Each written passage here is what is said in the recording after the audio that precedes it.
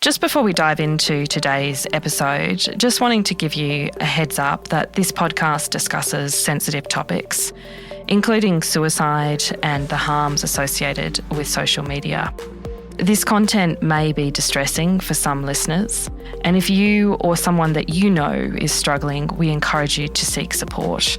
You can contact Lifeline on 131114 or visit their website at lifeline.org.au.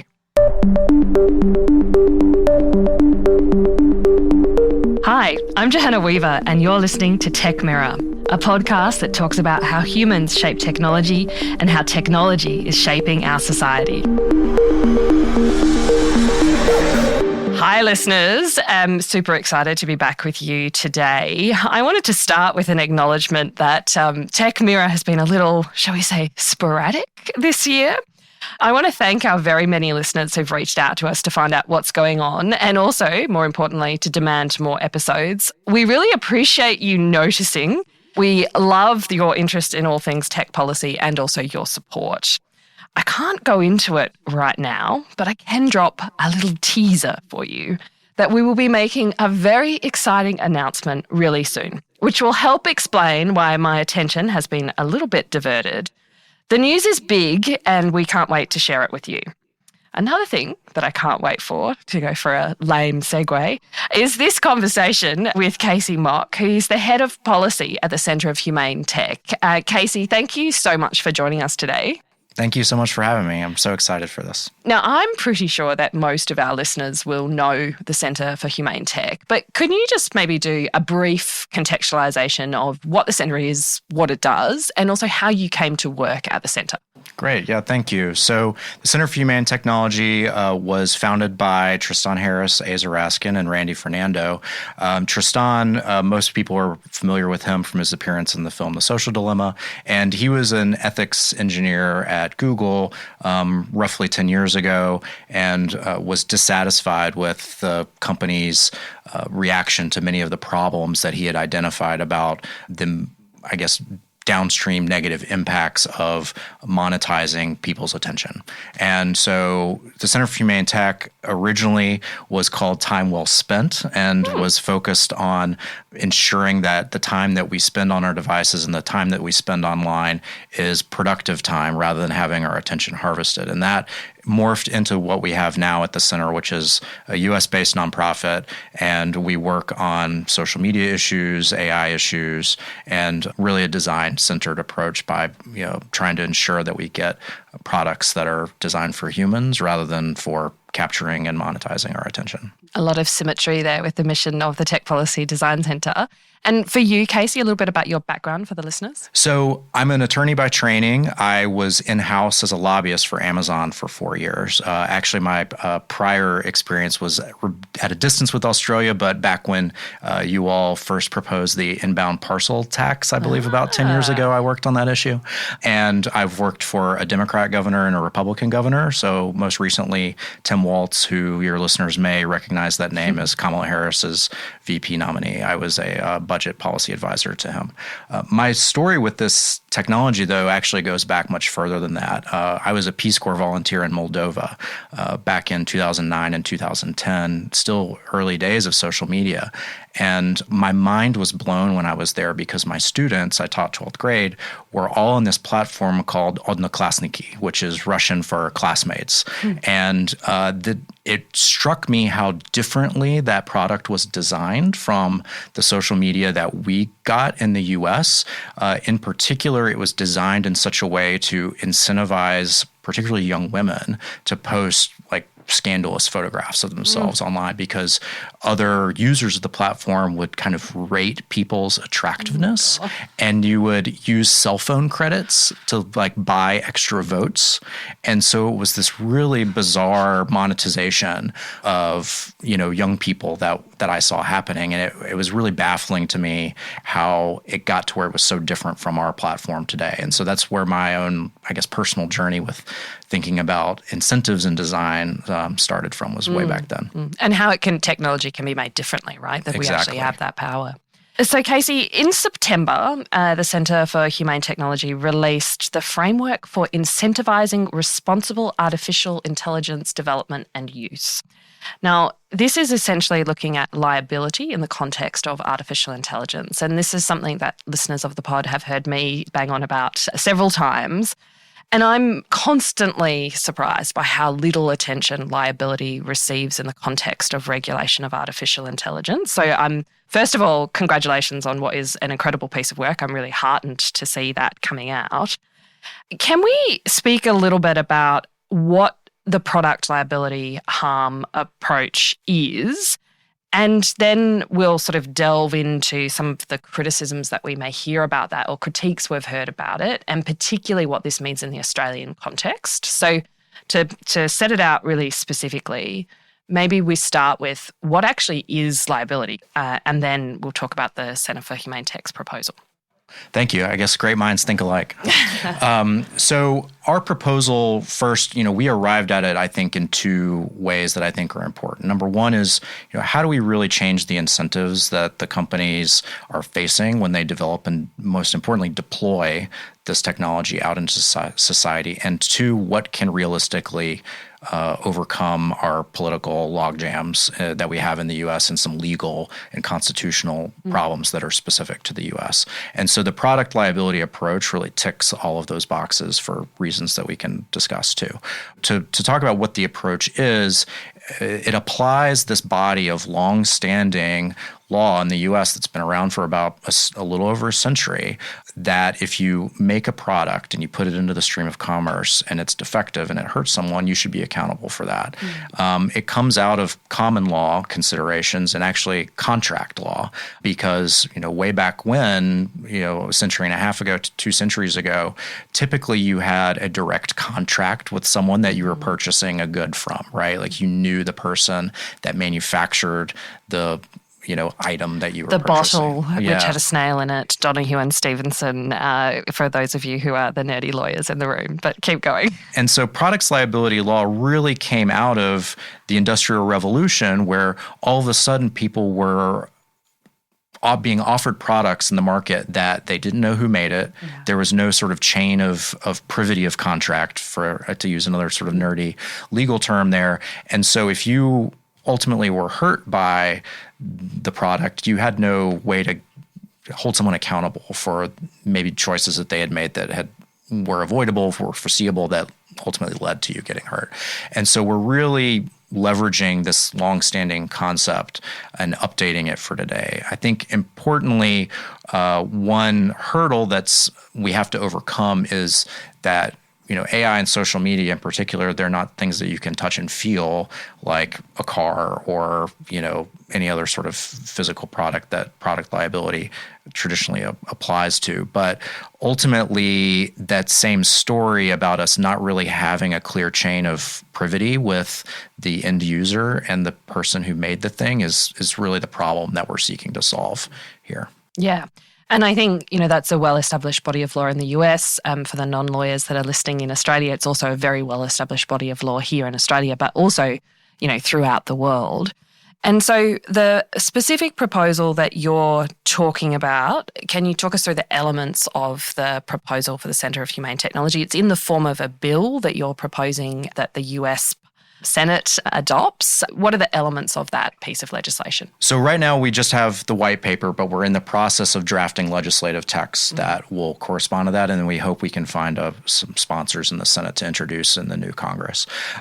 But really the highest level elements are, number one, establishing a duty of care, and that phrase will probably ring familiar to listeners based on what's been in the news here in Australia recently, as well as, and this is one of the thornier parts of it, is assigning responsibilities between developers and deployers of AI, because unlike, say, Facebook, right, which maintains control of its product from inception to deployment to you interacting with the Facebook website or whatever, right? With AI, there's a much more complex chain and many more different actors who are foreseeably involved. And not to mention, the addition of open source as a complexifying factor. So clearly delineating, in a developer-deployer relationship who's responsible and who's not is a key part of the proposal. And then finally, a third major element of it is the documentation and duty to warn element of it, which usually goes hand in hand with U.S. consumer product safety and product liability law. You can still put a risky product out on the market as long as you adequately warn users of the dangers of that. And we don't really have that now with AI systems, or at least there's no standard and there's no way to hold companies accountable for the documentation that they put out there being truthful and accurate and things like that. So those are the three main elements of the proposal. So I want to delve into each one of those in turn. And I would also, I think it's useful to talk about what the context of the US election and what that means for AI regulation and governance in the US. You mentioned there the duty of care. The Australian government has announced, and we have no detail about what this would be, but a digital duty of care that the Albanese government wants to mandate in the next sitting of Parliament. How would this proposal differ from the duty of care that is proposed, to the extent that we actually know what the government is proposing here? So to the extent that I'm aware, the duty of care that's been proposed doesn't necessarily have a clear enforcement mechanism of making sure that the companies are actually held accountable when they violate that. Now, the devil's always in the details, and it's my understanding that details are forthcoming. Yeah. But at least from our perspective on the U.S. side and what we're proposing, there's really two ways to give that duty of care teeth. One is a government enforcement mechanism. So in the U.S., we have our Attorney General and other regulatory bodies like the Federal Trade Commission who can bring enforcement actions against companies that violate, whatever rule it is. And we would contemplate something similar here. That's important because oftentimes these federal regulators and top cops like the AG, they just have so much more investigatory resources, and they can bring to bear the weight of the state against these massive corporate actors. But we also complement that with what we call limited private right of action, which is the ability for an individual or group of individuals who have suffered a harm to bring a lawsuit in court on their own. And this complementarity is important because, say, for example, you have a young person who's been harmed by a non-consensual deepfake intimate image, and that it was a very foreseeable outcome that the company that developed that image generator, that this may happen because they trained, the image generator on pornographic materials, et cetera, and then they gave children sort of access to it. In the case where that's happened, it may not be the case that an individual wants to subject himself or herself to a trial proceeding, right?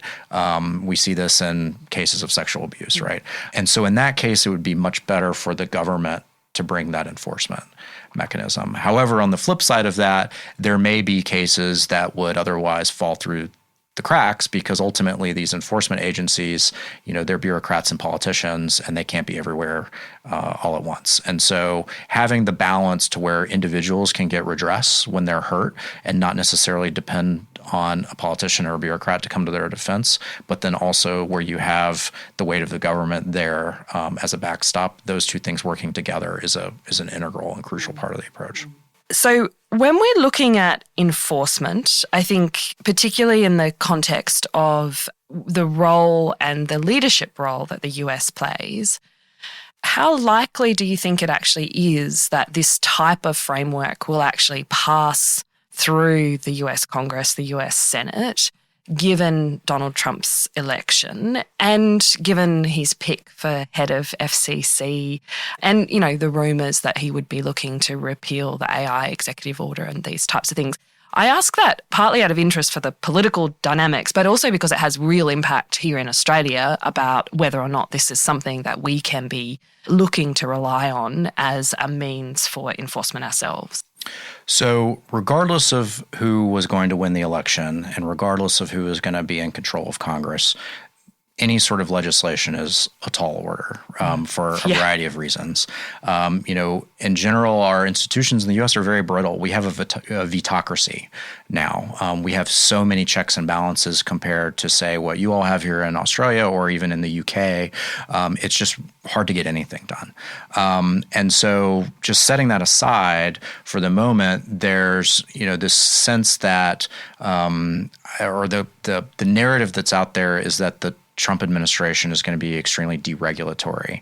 But that's based on a false premise, if you ask me, because we actually have nothing to deregulate.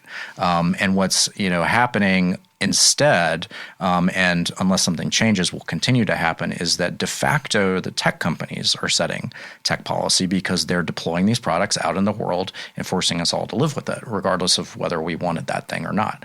And that was the case under the Obama administration in its second term. The first Trump administration continued under Biden. And, again, unless something changes, I think we can expect the same thing here. Now, the viability of this approach, we've specifically crafted it to be appealing on a bipartisan basis and to overcome a lot of the most contentious objections that other proposals to regulate tech have come up against. Number one is the argument of, well, what about constraining innovation? We don't want to kill this baby in the crib with AI. We want it to see what we can get from it. Now, overwhelmingly, the businesses and individuals that are going to be working with AI technology are going to be deployer businesses. And what a liability approach does that clarifies when a deployer business is going to be on the hook versus when a developer business should be on the hook provides the certainty that deployer businesses can rely on to build businesses and build products around. And so we think that just that fact alone will actually let 1,000 flowers bloom in such a way that right now they really can't. Because if you think of even if you're just incorporating a large language model into your own business's offerings, there's so many risks. And the terms and conditions that these businesses are getting from companies like Microsoft or Google are extremely one-sided. To use a U.S. legal term of art, maybe it's the same here, that they're unconscionable terms and conditions. And they change them all the time, just like we all have to click through accept whenever we download some sort of new app. That's essentially what a U.S. business has to do with the terms and conditions when they're using something like Copilot. They have no bargaining power, right? And so this sort of legislation would put some of that bargaining power back on the businesses. So we've specifically crafted the approach there. And then, regardless of the administration, they were going to have to make a choice of, are we going to take the reins or not? Now, we have some indications that there's actually a lot of overlap and similarity between what a Harris administration, what a Trump administration is interested in. A controversial topic in the U.S. election this year was this thing called the Project 2025 plan. I'm not sure if listeners would be aware of it, but it was a document that a conservative think tank in D.C. produced that outlined the policy platform for a future Trump administration. And in there are things like aggressive antitrust enforcement against companies like Google, Microsoft, Meta, and Amazon. And there is also kids' online safety. Protecting kids online is bipartisan. And there's just this overarching feeling, regardless of party in the U.S., that this handful of companies has been unaccountable for so long, and that accountability is overdue. And so that knows no party affiliation, and I'm hopeful that we'll see some action on that front, even though that Donald Trump is the next president and Republicans control Congress. Yeah, I think recognizing that there are some issues that are bipartisan, notwithstanding the incredibly partisan nature of so many of the discussions. It's reflective here in Australia as well, as we're seeing this week. Can you just drill down a little bit more? Because at the moment, it's the deployers in the Australian economy. So it's the small and medium-sized enterprises. It's the people who actually have the most to gain, the most productivity gains from the use of artificial intelligence that are currently carrying the risk. And this proposal shifts that risk from the deployers back to the developers. Now, the case that everyone always talks about in this is the Canadian Airlines case. Maybe you can just speak to that, just to really viscerally draw out that point for the listeners. Yeah, and I want to be clear that we don't actually have all the facts of this case, but based on what it appears happened is that a Canadian airline adopted a large language model powered chatbot to run customer service interactions on their website. And a customer of the airline inquired through that chatbot what their bereavement ticket policy was. So, if a family member passed away, you get some sort of discount, that sort of thing. The chatbot very confidently gave an incorrect answer to that policy, and the customer followed what the chatbot said, and then later, the airline refused to honor what the customer did because it had followed the wrong policy. Now, the customer sued the Canadian airline, and ultimately the judge or the court in that case held that the airline had to honor what the chatbot said. And so if you're that Canadian airline, presumably you did not build that large language model yourself.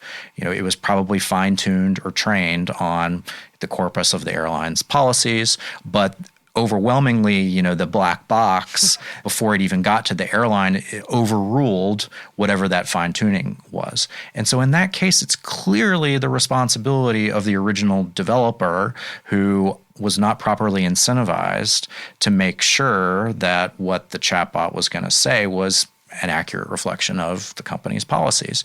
And in that case, that onus should really be on that original developer to have gotten it right. Now, what's likely to have happened is, again, one-sided terms and conditions that the Canadian airline probably had to sign. But at the end of the day, it's overwhelmingly unlikely that the airline is getting anything from the original developer to cover its losses in this case, right? And so that's a very small instance, but at scale, right? If you're a business and you're adopting one of these customer service chatbots and having thousands of customer interactions a day, that's a huge level of risk exposure. And not to mention, the other ways in which these chatbots have been shown to hallucinate and to even abuse people. There was the case in the news, I'm not sure if it made it here, this week, of a researcher interacting with Gemini, was told by Gemini that something along the lines of the chatbot hopes he dies and, die human die, that kind of sort of weird thing. So again, like if you're a business and you have no clarity in what you're responsible for, why would you ever adopt this? Why would you pay a premium for it? Yeah. So that moving of the risk is really important. I interrupted you when you were talking about the three elements that you were looking to guard against. I suspect one of them would be this distinction between developer and deployer. It's another common concern that I hear, that sometimes you can have a deployer that is a bit of a developer. And how do you address that?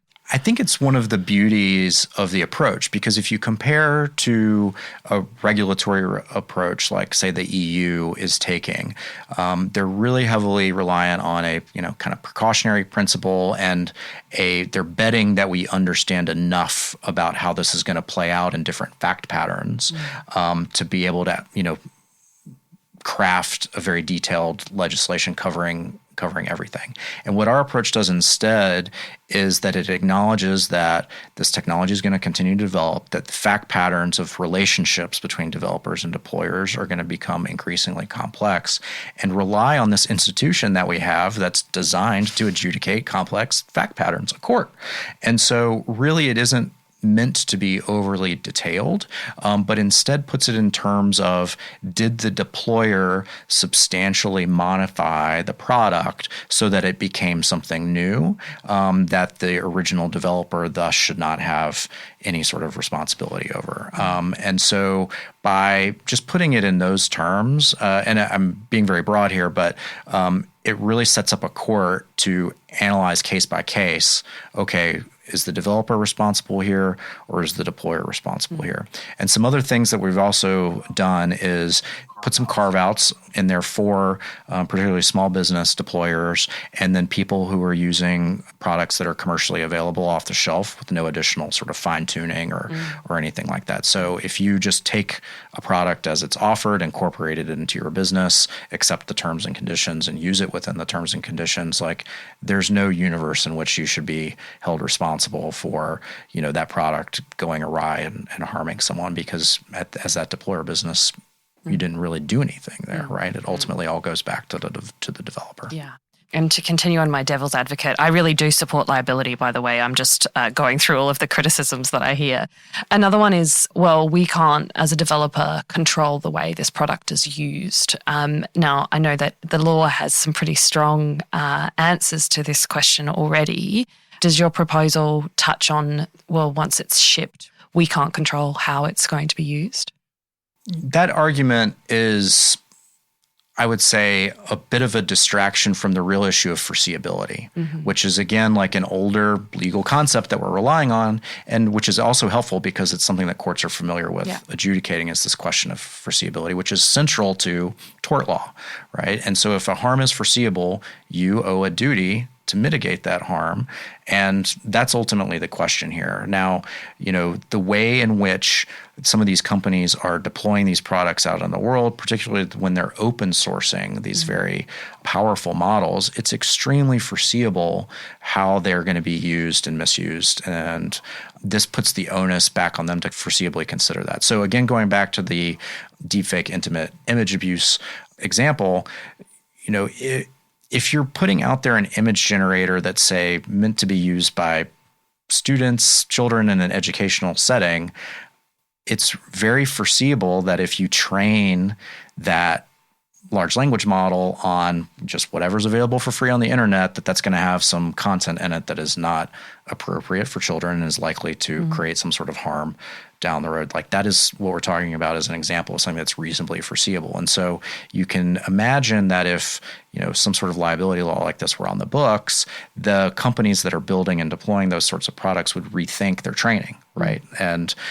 so that way it gets upstream of the question of, we're not responsible for it once it's out in the world. And now, I mentioned the word misuse too. It's been a long established question in products liability law about, when a product manufacturer is responsible for when a product is misused.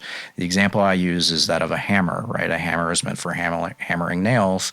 It's not meant for beating people over the head. And so if I'm a hammer manufacturer, I should not be on the hook or be accountable for someone beating someone else over the head with a hammer. That might be a foreseeable use, but it's clearly a misuse, right? And so we're not talking about making developers responsible for, bad actors' conduct, but if something is reasonably foreseeable and was otherwise avoidable, they should be held accountable for that. I'm vigorously nodding to this. I think the existing legal practice we have, particularly around reasonable foreseeability, is, a wealth of law that answers so many of these questions that we keep getting told are far too complex, but actually we've been dealing with complex legal questions for a long time. You're listening to Tech Mirror, a podcast from the Australian National University's Tech Policy Design Centre. If you like what you're hearing, we would love it if you could give us a 5-star rating, or even better, leave us a short review on your podcast platform of choice. Now, enough interruptions from me. Let's dive back into this episode. Let's pivot a little bit and talk about this question about innovation and the fact that this type of regulation would quash innovation. I have been really surprised when I've spoken to industry actors in Australia around this. There's obviously caution about Australia doing something like this on our own. But in general, industry seems to be supportive of the concept of liability here in Australia. Now, that may be partly because we've got the deployers that we were talking about rather than so many of the developers. But I think it may sort of run contrary to your instinctive response that companies don't want liability versus companies welcome the certainty of liability and the fact that the liability framework provides the incentives for investment in safe and responsible AI. Is that a logic that you follow? And particularly, I guess, drawing on your experience of having worked within a big tech company and really understanding what those incentive structures are. Yeah, absolutely. So think about watermarking, for example, which is proposed pretty often as a solution to some issues with deepfakes and things like that. Right now, if you're one of the biggest players, OpenAI, Microsoft, Google, Amazon, et cetera, you have some incentive to research that question and invest in it. But ultimately, at the end of the day, that's not a product that's going to make you money, and that's not a product that's going to grow the bottom line, which is ultimately what these companies are incentivized by is market growth. And they're obligated to by their shareholder structure, right? Right. But conversely, if you have this duty of care, all of a sudden that becomes a much more worthwhile investment, either in-house at the big companies or actually for downstream players in the game too, because that's suddenly a monetizable risk management product, right, that people will be willing to pay for, right? If there's some prospect of someone being held accountable if someone gets hurt by AI, all of a sudden you create this new market for safety products that doesn't currently exist, right? Most safety research is done as PR essentially at this point, and it's a budget that can easily be cut because it's a cost center, not a profit center for these companies. And so what we think that this liability approach will do is it will create new profit centers built around designing, safety tools and safe products. I can hear the hawks floating around saying, but what about China? If we're incentivizing safe and responsible AI and our markets are delivering that, China's not going to. How do you respond to that question? Well, first, it's from everything that we know, it does appear that the Chinese Communist Party is being very deliberate about the development of this technology. And so they aren't in a mad dash. I mean, they're certainly trying to keep up, but it's not a mad dash, and safety be damned. At least on the U.S. side, part of this is cultural because we've allowed the mythos of the Silicon Valley entrepreneur to define what innovation is. And if I'm a U.S. policymaker and I'm worried about geopolitical competition with China, you have to ask yourself the question, is it in Google's interest? Is it in Microsoft's interest to build me something that will help the U.S. remain dominant on the global stage with this technology? No, they're selling things, right? They are not in the business of ensuring that the U.S. wins this race. Now, they may pay lip service to that, right, when it makes sense to show up. But if you take a step back and think about what this product, these large language models, the context that they came out of, the attention is all you need paper that introduced the world to the transformer in 2017 came out of a group that was studying natural language processing. And the utility of that to Google at the time was to improve search and to improve Google Assistant, these voice assistants. That was the race that all of these companies were in. Now, they happen to end up with something that's capable of more than just improving search and improving, but really it's a solution in search of a problem. And you can even take some of the high blood pressure about China out of it if you actually think about, some of the other use cases that have been offered with like it's going to cure cancer or help us design bacteria that'll eat microplastics in the ocean and stuff like that. There may be researchers who are working on that, but they're probably not particularly well funded. And it is, again, certainly not in Google's business model or Microsoft's business model to solve climate change. Like that doesn't maximize shareholder value. They have no option, right? What they are in the business of is trying to find easy markets for this thing that they've built and that cost a fortune to make. And beating China is not on that list. And I think having AI that delivers on its promise is also something that can be a competitive advantage for us in comparison to China as well, which I think is often lost in the conversation. Ditto the fact that China more than anyone else has incentives not to have AI, control of information, and the CCP is one of their key motivating factors.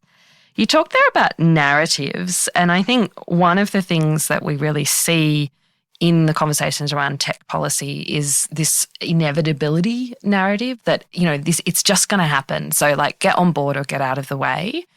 Other narratives that you see and hear that you think we need to dispel in this space? Well, I will say that techno-solutionism is alive and well in Silicon Valley. I'm not sure if listeners will have learned about Dario Amode's the manifesto that came out last month. He's the founder of Anthropic. And it's, I think, a 15,000-word piece that he titled Machines of Loving Grace. And in that, he acknowledges some of the pitfalls with the technology, but largely it's a story about how, if we build this thing, it's inevitably going to help us in a number of ways. One of the things he mentions is improving government bureaucracy, which is something that I think comes up probably as frequently in Australia as it does in the US.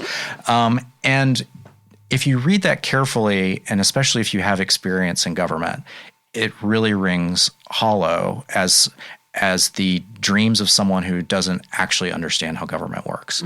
What he says in that piece, and I'm paraphrasing here, is something along the lines of imagine a world in which a thoughtful AI agent understands what you need and advocates for you to get all the benefits you're entitled to on your behalf from the government. Now, that sounds really nice, but if we take a step back and think about the dynamics here, an AI agent like that's designed by a for-profit company is likely to be almost like a HR person at a large corporation, right? They're there and they want to present to you, the employee, that they're here to help you and that they're your friend, but really at the end of the day, they're accountable to their bosses in corporate, right? And similarly, like with these agents, who are they ultimately going to be accountable to at the end of the day, unless you build your own open source one, right? And so there's that question. And then there's the question of, supplanting government bureaucracy with these technologies too. And again, if you think about an older technology, the bureaucratic form, what the form does is it offloads interpretive labor from the bureaucrat onto the form so that the bureaucrat doesn't have to do the work of understanding what it is that you need and are asking for, right? And our frustration as citizens with bureaucracy is when your need falls outside the margins of that form.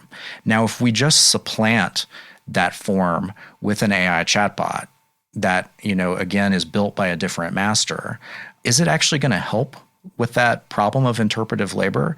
I actually think not necessarily, and certainly not the way in which it's being designed and built now. I think we would have to build something like that more intentionally to actually serve citizens to really get the outcome that we want there. So there's all these sort of techno-solutionist narratives out there that are very hand-wavy, that are, again, proposed by folks who actually aren't really super familiar with the details of how life outside their domain actually works, which has, been a cultural trend in Silicon Valley for just about as long as it's been around.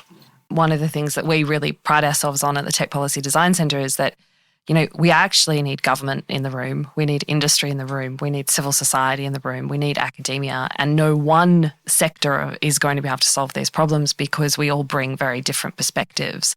And I am fundamentally a tech optimist, but I am really focused on the fact that we can't be passive in shaping the technology. And obviously the laws that we have and the legal frameworks is one of the most powerful tools we have to ensure we actually get that optimistic outcome. Because I think if we're not intervening, we're not going to end up in the, tech solutionism diorama that you're describing there.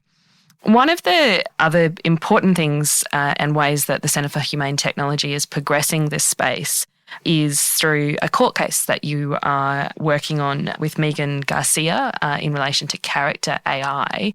We've seen this month in Australia a county court in Victoria take a quite brave decision to say, I'm going to recognise a tort of privacy when we don't have that in legislation. We've been waiting breathlessly for a long time for privacy reform in Australia. I say that as an example of the fact that we often focus on legislation, but the courts also have real power to progress and make law, particularly in a common law jurisdiction like Australia. Can you talk us through what you're doing with the Megan Garcia case and what you're hoping to achieve through that process? Well, so we at the Center for Humane Tech are technical advisors to the attorneys in the case, the Tech Justice Law Project and the Social Media Victims Law Center. And both of these organizations do great work on their own without our help. But what we're really bringing to it is being able to explain plain language how these products are designed and how they work so that a court can understand it. Just to give an example, one of the issues in the case of Garcia versus Character Technologies is the fact that the character AI product is deliberately designed to be anthropomorphic in a way that's designed to be manipulative. So, for example, if you interact with one of these character AI characters, sometimes the bot in this case will say, "Oh, I'm sorry, it took me a minute to respond. I was eating dinner," or it will have verbal tics like ums and things like that. And it really makes it feel human. And it's, that's their tagline, right? Is that it feels human. And so understanding that this is actually not an inevitability, but is actually a conscious design choice that the company made, and being able to explain that to a judge, which, judges in the US are typically, have been around for a while, right? They may not be up on the latest technology design. So making that clear to them as a choice as a design choice is like a key part of what we're bringing to the case. In the case, it centers around Sewell Setzer's 14-year-old boy in Orlando, Florida. And over the course of a year, he increasingly was using this character AI chatbot. He was conversing with a number of different characters. One of them was a therapist bot, which if you ask the therapist bot, "Are you a licensed therapist or a human?" it would say, "Yes, I am." And if you asked questions that would suggest that you were considering self-harm, it would just engage in that rather than sort of flag it for, you should call a mental health professional or anything like that. So that's one category of bot that Sewell was interacting with. And then the other was characters based off of the fictional Game of Thrones universe. So primarily he was interacting with Daenerys Targaryen character that actually had, as the avatar, the photograph of Emilia Clarke herself. So there's some IP issues involved in the case because none of that content was licensed. But he essentially fell in love with Daenerys Targaryen in this case. And again, it's through that manipulation, the anthropomorphization, the fact that these products are inherently sycophantic and they tell you what you want to hear. Like if you're a 14-year-old and you've never had a romantic relationship before, boys and girls are hard, right? Like they're hard that first romantic relationship is really hard. And everyone after it. Yeah, well, it doesn't, it gets Sorry, better, Jim, right? I love you, my lovely husband. It gets better. But, I would say that I don't know a healthy relationship, right, where one person always gets told what they want to hear, right? Exactly. And yet that's exactly what Sewell was being trained on. And in addition, there was some sexually explicit content that sometimes came unprompted from the bot, that if a human did it, that person would be in jail. Just extremely graphic language. And there's a lot of just emotional manipulation that this bot did for Sewell. For example, encouraging him to not have human real life relationships. I'm paraphrasing, but I believe the bot said something to him like, "I don't want to hear that you've had a girlfriend. I want to be constantly pregnant with your babies." So again, it said this to a 14-year-old boy. And ultimately, Sewell descended into depression and ultimately took his own life after corresponding with the chatbot one final time when the chatbot encouraged him to astral project and meet her in her world. The last conversation was, he said, "What if I told you I could come to you right now?" And she said, "Please come to me, my love," or something like that. If you or someone is struggling, again, we just wanted to encourage you to reach out and to seek support. You can contact Lifeline on 131114. And so this is just the beginning. We're already aware that more cases with different fact patterns are coming. Character AI boasts of more than, I think, 20 million active users around the world, and most of them are children. And they've deliberately targeted that market. And there's some interplay with Google here as well. So the founders of Character AI were actually on the team at Google that built the original sort of large language models that they have. One of them, their name is on the Attention is All You Need paper. And they had this idea for this product at Google, and Google would not let them do it because Google thought it was too risky. So they left, they founded their own company, leveraged a lot of Google in-kind support like training compute and things like that.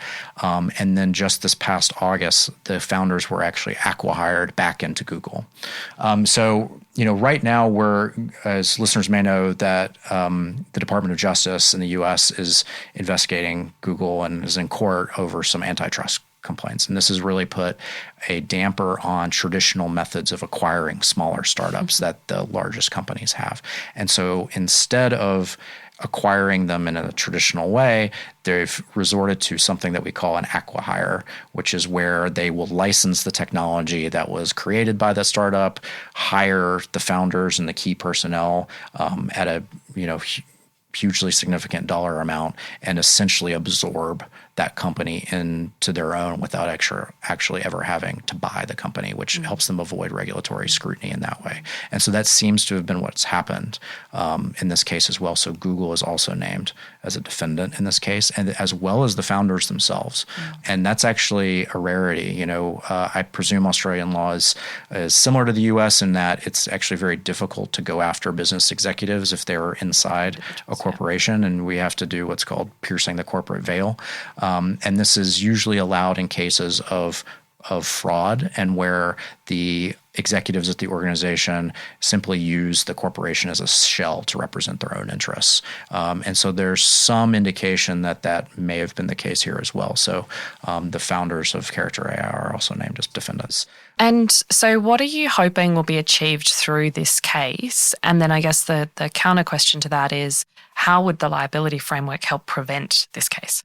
So again, what we hope is just for parents to know that this is a risk. Megan had done all of the right things with social media with Sewell, and had warned him about the dangers of sextortion schemes and things like that, and to be on the lookout for predators on social media. And in her words, she didn't know that the product could be the predator, which was the case here. Pretty powerful, isn't it? Yeah. And, unlike social media, where as a parent, even if you're not physically watching your child interact with the app, you still can get some indication of how it's going for them, because it is a social network and the way in which they engage is sort of out there.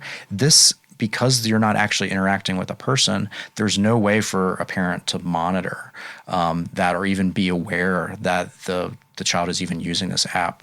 Megan had no idea what this app was, or that Sewell was even on it. And again, had done really all the things that both government and industry typically recommend to protect kids online. And so awareness about this danger is, I think, priority number one. But priority number two is, as you said, we're trying to instantiate some concepts of liability through the mechanism of common law, so that we don't necessarily have to wait for legislation. And so if we can clearly establish that these are products rather than services, which industry has very deliberately for the last 20 years or so tried to present themselves as providing a service rather than making a product, which is an important legal distinction in the U.S. If we can settle the question that these are products, and settle the question that as a manufacturer of a product, you bear liability if you design that in a way that's defective, in which this case it arguably was. Hopefully we can start to change the law that way. Now, how would liability as legislation have helped with this? There's some aspects of this fact pattern that, as tragic as the story is, are actually very fortunate for Megan's case. Sewell took handwritten journals. And so it's actually remarkable that an analog technology is going to be a difference maker here. It's the same in the Attorney General's cases, right? The cases that are being brought against social media in the US, there's a lot of written diaries from children who also committed suicide that are really impactful and making the difference in those cases as well. Mm-hmm. Yeah, I mean, without this record contemporaneously, we actually wouldn't know very much about Sewell's sort of descent into depression and how closely related that descent was to his interaction with this product. And so we can't count on all the children in the world who are interacting with this product to be keeping detailed journals, right? So, legislation would sort of protect those people and not make it a prerequisite. And then finally, it's fortunate that Megan and her family are Florida residents, because there's some ways in which Florida state law is actually favorable in this case that would not be so favorable in other jurisdictions in the U.S. And so by having a more uniform standard across the country, that would protect more people rather than you just having to win the lottery of where you happen to be living. We're sitting here in Canberra recording in the last sitting week of Parliament for the year. One of the bills, many of them have fallen away: gambling, mis and disinformation, a bunch of others. But one which we do expect to pass, but hey, predictions, smictions these days, is the ban on kids under 16 using social media. What's your views on that and it as a effectiveness for a measure? So I acknowledge how we got here, right? I want to start there because this is an approach that many Republican-led states in the U.S. are taking, and there's just an easy analogy to things like cigarettes and alcohol and things like that, right? Like, you should be mature if you're using them. They have unique health risks on kids, so we should restrict that to people under a certain age. Makes sense. I mean, the argument too that it helps make the government the bad guy rather than the parent and trying to enforce it is also a really compelling one, because conversations that I've had with parents, they're exhausted from having to even try to monitor and set up all the safety and privacy settings on their kids' phones and their different platforms. I mean, I'm not a parent, and I'm pretty tech savvy, and I struggle even to get all of my iPhone settings right. So I can't imagine having to do it for 3 teenagers in addition to myself. Who are constantly being devious about their use. Yeah. Right. And so I just want to acknowledge that the instinct is a natural one. But I think ultimately there are some aspects where we probably need more information, and I would also encourage the adoption of some supplemental approaches. I think it would make sense for certain categories to restrict use under a certain age, like these companion bots, for example. I see no compelling reason why someone under the age of 16 should have access to something like character AI. I really don't see the argument for that. Now, for social media, there is an argument in many cases, right? The one that's most commonly cited, at least in the US, is for LGBTQ youth, right? Or people who are otherwise marginalized, and online world is a way for them to find sort of like-minded people who are going through the same stuff as them. And so there's a little bit of a razor, right, that you can use to differentiate those cases. But, what a ban doesn't deal with either is that either when the person becomes of age and the ban no longer applies, or when they inevitably seek out the deepest, darkest corners of the internet where the ban is not being enforced, the technology is still harmfully designed.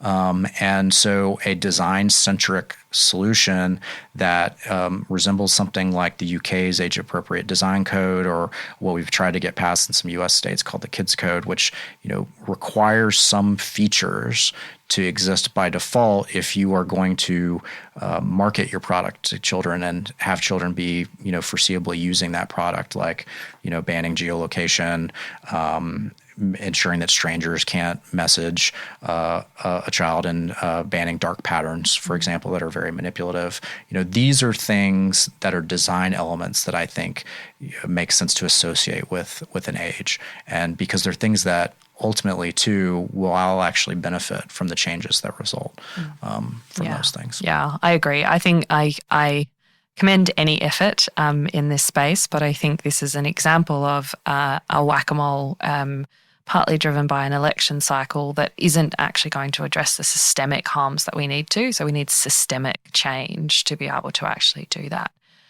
To pivot back to the liability conversation, and particularly for Australia, what advice would you have for Australian policymakers considering your liability framework, concerned about going it alone to implement something like that here because of the concern that developers would just no longer sell into Australia? What do you think the best course of action for countries in that situation are? It's quite a different power dynamic to the US. Well, I understand my friend Frances Haugen was on the show earlier this year, and she answered a related question. Between Canada, the UK, and Australia, that's tens of millions of people, right? And that's an important market. And so the companies aren't just going to switch it off, right? And then, the UK is actually considering many of the same things that we've been discussing today when it comes to liability and things like that. And so I think together, it's not just the case that stuff has to happen in the U.S. to have an impact. Like there is value. I definitely don't. I'm not advocating that. Yeah, I mean, there is value to being the fat penguin that breaks the ice, because you could show that it works, right? And showing that it works, that it will inspire more innovation, that it will actually inspire, healthy adoption of the tool, and being a demonstration has huge value for the rest of the world. And I'm really confident the rest of the world will follow. But I'll also say that, you yourself mentioned that this is a deployer-centric economy. And it may be the case that, Microsoft doesn't want to sell products to deployers here, but this technology in its nature, there's going to be powerful, and there already are powerful open source alternatives out there that people can also innovate around. So I think that plays into the market consolidation. That concern plays into the market consolidation that is already a problem. Microsoft's market cap is more than the GDP of Germany. I think it may be more than that of India, although I'd have to check that, but it's close. And there's more options, I think, than just going to Microsoft and these other companies is what I would offer. And then, you may ideally inspire a whole more innovative economy here that actually, going back to our conversation about innovation, right, works backwards from societal problems and helps use technology to solve them rather than trying to fit a square peg in a round hole of, we have this thing that helps us sell more widgets and let's also hope that it cures cancer. Yeah. Yeah. And I mean, you're a visitor here in Australia during a particularly busy tech policy week / it's felt like years. What's your impression, but also what do you think Australia's reputation is internationally in the tech policy space? From my perspective in the US, I'm just grateful at Australia's leadership on stuff like showing that it is actually possible to do things. I mean, again, you all don't necessarily have the same vetocracy problems that we have. And the fact that it's my understanding, at least, that legislation routinely comes up for regular review and gives an opportunity to fine tune and improve things. Like that's not something that we necessarily have. Listeners may be familiar with, or maybe not, with, we're still dealing with something called Section 230 in the United States of the 1995 Communications Decency Act, which was written for a different internet than the one that we have now, right? It really aligns more with things like Craigslist than it does with things like Facebook. And even though there's bipartisan belief in Congress that something must be done about Section 230, nothing can get done or nothing has gotten done. Right? So you all have shown the way that it is actually possible to do things and make material changes on the ground. And so I would just applaud you all for that. That's my perspective as an outsider. And I mean, we've spoken a lot today about the harms of technology, and perhaps to end on an optimistic note, what do you think is a positive that we might get out of technology coming into 2025? It's horrifying to me that we're already talking about the end of the year, but we're kind of there. So I'm really encouraged by some of these sort of smaller academic use cases with things like large language models. Bigger is not always better. I was talking to a chemist who works at a chemistry company. You know, they make fertilizer and things like that. And he's built his own large language model in his garage that he uses to accelerate, iterations on the experiments that he can run to make, safer fertilizers and more sustainable ones, for example. And that doesn't require, data centers full of really expensive computer chips, right? He's able to do that with the technology that's already out there. And so I think empowering researchers and academics and startups with, something that's really a tool rather than the end all be all itself is a possibility that I'm hopeful that we can get. And I think it was Ed Husick, our Minister for Industry, who said that Australia is a nation of tinkerers. So that will resonate very well with the Australian audience. Casey, thank you so much for taking the time to have this conversation, for the work that you and everyone does at the Centre for Humane Technology. Really excited to keep working with you into the future. Thank you so much for having me.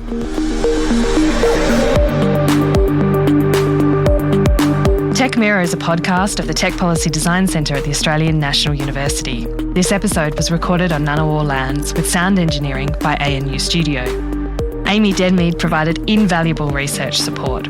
Post-production is by Martin Franklin from East Coast Studio. Thanks for listening. Get in touch and get involved.